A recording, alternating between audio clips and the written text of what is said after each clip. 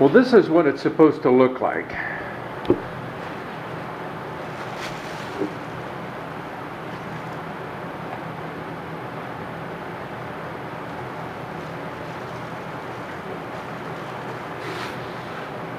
The round pieces can be a dowel and then just turned down so that there's a place here where you can drill a hole, put that in it, and glue it together.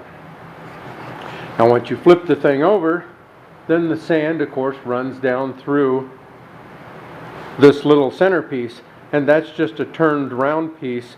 And what I did in the middle of this one is that I drilled a hole in from each side and then put a smaller hole in the middle so that the sand would run through there at a reasonable speed. Now this one here runs at about, probably about 3 to 4 minutes. And the sand you can buy at Lowe's or Home Depot, but get it from the inside, and it's called play sand. It's as good as sandblasting sand. It runs real smooth. To make the top pieces, what I did is I took a round piece, just a piece of MDF, and I marked it out so that I had my 3 holes in here, my center, and then I can use this as my template. And I just drew around this thing so that I could cut each one of them with my bandsaw. And then when I was done, I came up with a piece like this, and I laid my template on top of it, and then I would just take a nail and drive down through here and make those holes so that I was ready to go ahead and drill these for my I drill those holes for my little vertical round pieces. Now I took a fly cutter and I cut this so that when but this one here isn't cut the right size. I have to cut a different one the right size. But what will happen then is that I will cut the round part so that it will be the diameter of this plastic 2-liter bottle. And so you have to get one that is nice and round here. You can't have one that's crunched up like this because it really causes issues in trying to get it lined up when you're putting it together. So when you're sticking that down on here and then you silicone this in, it needs to be nice and straight. And I'll show you how I cut that nice and straight here in just a second. Now I built a little mandrel here on my Shopsmith lathe so that I could just take this and make it about the same size as I needed for my my 2-liter bottle. And now I slide the 2-liter bottle over. What I want to have is the dimension between this lip at the very top here and down to the end about 4 inches. So what I'll do is I'll measure that, and then I'll measure about where I want to be, and that will be right about there. And you can use a magic marker or anything to mark that.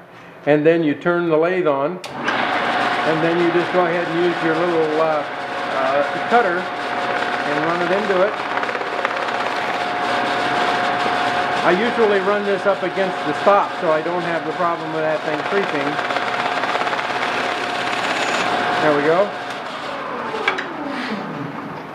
And now it's cut nice and straight on the edge, and you can set that right down into that hole where the fly cutter was at.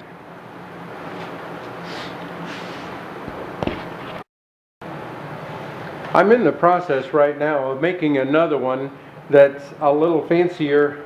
So what I did is I just took some stock of material here, and this is a piece that's glued together. You can see it's a couple of pieces of poplar here, and I just clamped that down, made myself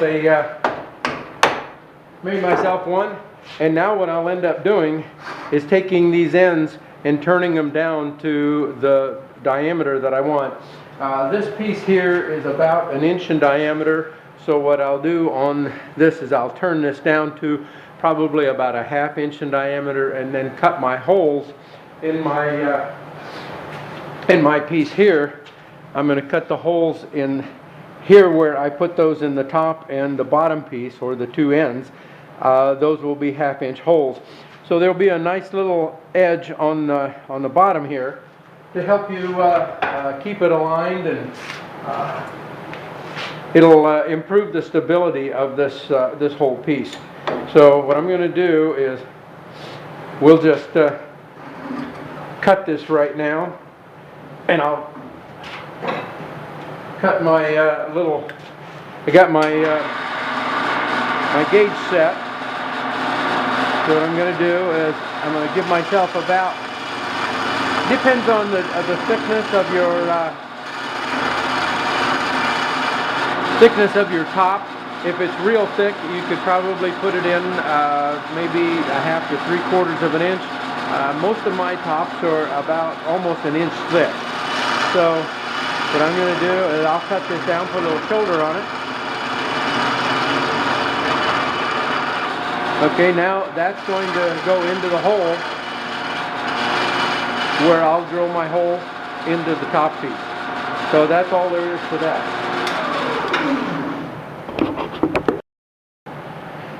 Now, of course, you need to put one of those on the other end, and what I'll usually do is I'll put it only on one end, because the plastic pieces, the 2-liter bottles, are not always exactly the length that you want them. It's kind of difficult to get that worked out. So what I do is I'll mess with the length here. I'll make it on one end of this piece, and then I'll go and on the other end I'll make sure that they are exactly the right length once I fix this little restrictor device on here.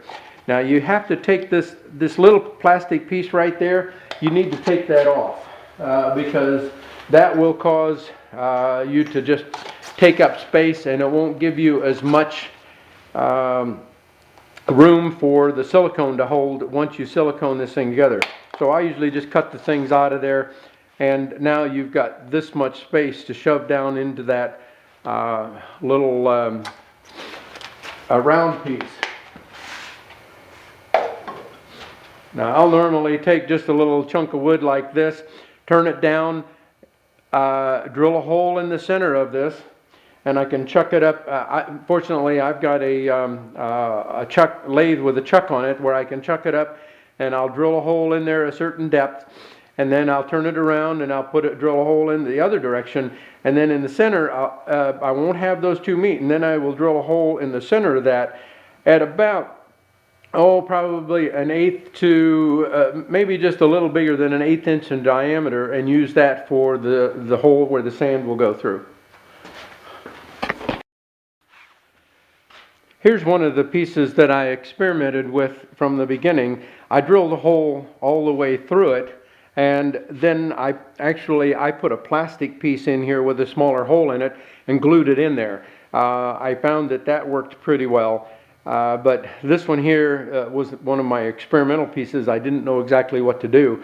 But this needs to be drilled out a little bit bigger, so that when I hook this together, this piece will go right in there and it will seat that far down. So what I'll need to do is I'll mark here and then measure that depth, and then only drill that depth. Now to make this real easy, I already made a mark on this piece of wood that I chucked up, that I showed you the hole that I had in there. So what I'm going to do is I'm just going to mark on my bit how deep I want it to go, and then I'll put my bit in the chuck, run it in close. Now I've got a inch gauge on my other piece, but I don't really need to do that. I find this is just much simpler. The hole for the neck of the 2-liter bottle is about an inch and 1/8 in diameter, and that it needs to be about 3/4 of an inch deep. So we're going to run this and drill this hole.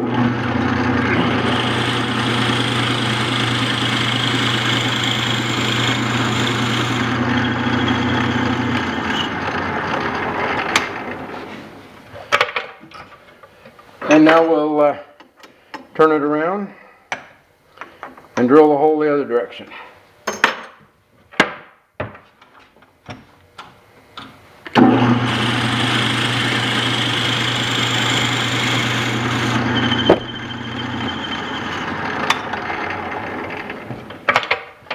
Now what I've got is a piece of wood that I need to sand that out just a little bit to smooth it up, so that you could do this by not having that hole that large in diameter going through there, and just do it from end to end.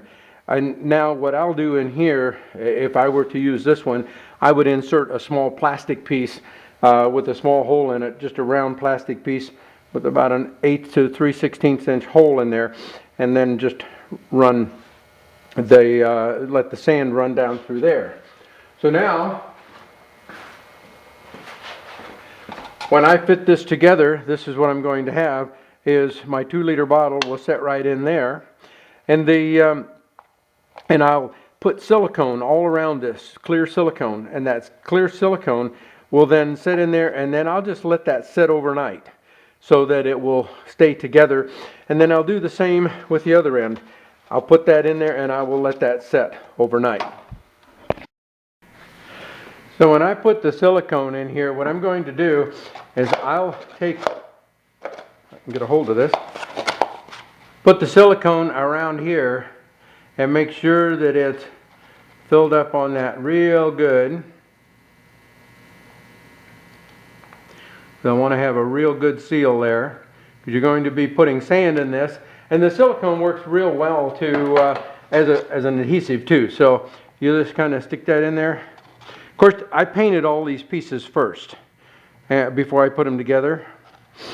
It works so much better when you paint them all, and that way you don't have to mess with it.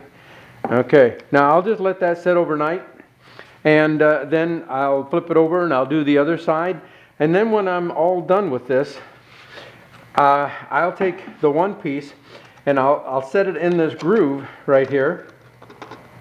I'll put silicone in the groove, and then I'll set this in the groove, and then I'll glue in the 4 posts in the corners. So now I have these 4 posts, or the 3 posts in the corners here. I'll glue those in there and leave the top piece. I'll put the top piece on, but I won't glue it in place. I'll just leave it on there as a guide. So I glue the bottom, these 3 and the one side in there, and I'll silicone this piece in and let it set overnight. Then once I've finished that, then what I'll do is I'll fill it up with sand, and then I'll put silicone in the top piece here in the top section, or the other section, and then I'll glue these pieces and put it together, and it's all done. That's all there's to it. Yeah, it takes a couple of days, but it is it's really a cute thing. So that's all that's really to making this. Now, the one that I've made here, these are a total from top to bottom about 11 5/8 high. And this is 10 inches in diameter. That seems to be just about right. Now, I always do a signature thing here. I bury a penny in each one of them, and the penny is a 2012 penny, because that's kind of my signature thing. I always date everything that I do, and when I date it, I just put a penny in there of that year. I can't think of anything else that you really need to do. You can make these posts as fancy as you want. You can take this centerpiece and make it out of just about anything you want to. I've made some with the adult ones that I've made and used corian, and I've glued some corian together, stacked up several different layers of corian, and used it, which is just regular old countertop material. And that's this kind of countertop material. I cut some pieces out of this, and then I'll cut a circle and then machine it on my lathe, and then drill the holes in that. It's a little stronger. It works really good. But and when you glue that corian together, if you were to use corian, You can use like 5-minute epoxy and glue these things together. It glues really well. You can see I glued these two little pieces together and you just can't get them apart. Yeah, there, I've been beating on this thing for a while and it finally is falling apart, but they glue really well. Or you could just get some little pieces of plastic, get some plastic that's round like this. This piece here is about an inch, you can make it 1.75 inches in diameter, and that works just fine. And like I said, these holes here in the center are about 1/8 inch, depending upon how fast you want the sand to go. And I experimented with that for a little while before I finally got it the way I wanted it. So these dowels, when you get down to it, when they're buried in here, are probably about 10 3/4 inches long. So when I'm going to make one more, I'm making another one for another program that we've got going that's a silent auction, and that's what I'll do is I'm going to make one just about like this, but with those fancier legs that I just made. That's about it. So there you go.